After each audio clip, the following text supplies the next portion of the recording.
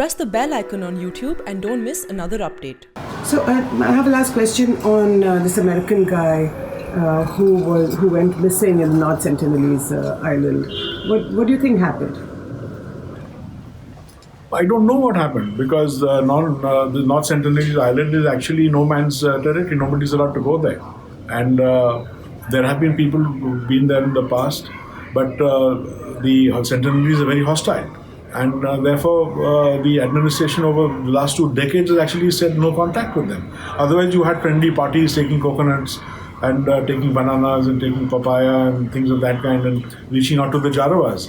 So the same model was tried with the Sentinelese and the attempts were not successful. So this fellow should not have gone there at all. And how and why he went there is a mystery. I don't understand how he got there. But the North Sentinel Island was also taken out of the restricted area permit in August. I'm told that some areas have now the requirement for a restricted area permit for foreigners has been removed for a large number of areas. That's a very good, positive, and welcome development. But maybe it should not.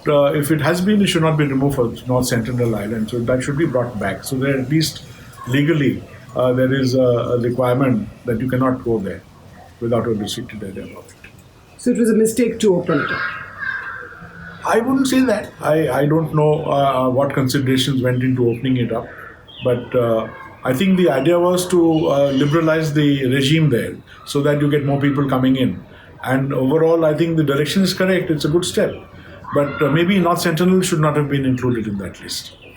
So in these islands, you have hunter-gatherer tribes like the Shompen and the Onge. What do you do with that? Well, we are going to talk to them. And, the anthropologists tell us that to assume that these people are illiterate, they don't know what's going on, they're not intelligent, is not correct. Apparently, they have their own worldview, they have their own understanding of what's going on. So we would like to talk to them and we would like to understand from their perspective of what the outside world looks like and what they would like to see. And only after that we will decide what to do. Which is very different from what has happened in the past. In what way? I think this dialogue has not really been done with the primitive tribes over the last 150 years when settlers have got into the Andaman Islands. This dialogue has not happened. So what kind of dialogue do you think should take place? Well, you have to, anthropologists, along with some people who know the local dialects, will go and meet them, sit with them, talk to them, befriend them. And it's not that they are completely isolated. They are in touch with the modern world. They know what's going on in the modern world. They see boats, they see aircraft.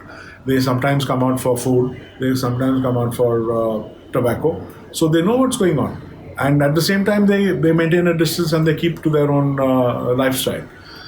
So we'll sit with them and talk to them and get an assessment from anthropologists about what their worldview is and how they see maybe a slight reduction of the tribal reserve area, which is occupied by them.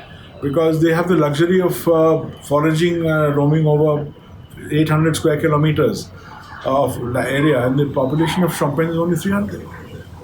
It's like saying that Delhi could accommodate only 500 people, which, somebody living in Delhi would actually feel nonsensical.